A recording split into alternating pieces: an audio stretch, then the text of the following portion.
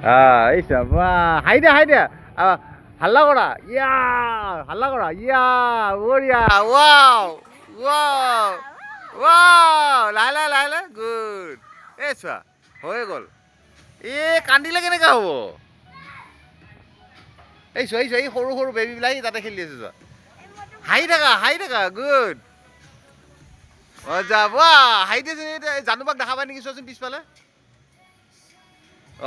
good আহিব আমাৰ এই ভয় খোৱা নাই গুড বঢ়িয়া মজা চাবাইছ বঢ়িয়া ভেৰি গুড